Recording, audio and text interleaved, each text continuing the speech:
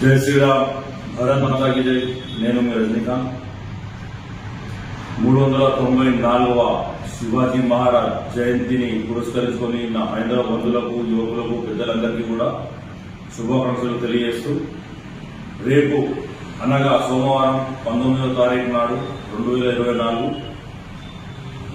ప్రతి ఏడాది ఏ విధంగా అయితే ఘనంగా చేసుకుంటామో శివాజీ జయంతి ఉత్సవాలు, మరి ఈ ఏడాది కూడా కాళికామాత టెంపుల్ నుంచి శోభాయాత్ర మొదలుకొని వినాయక చౌక్ మీదుగా ఇందిరా చౌక్, అలాగే శివాజీ చౌక్ వరకు భారీ ర్యాలీ ఉంటుంది. కాబట్టి మరి అక్కడ శివాజీ చౌక్ నందు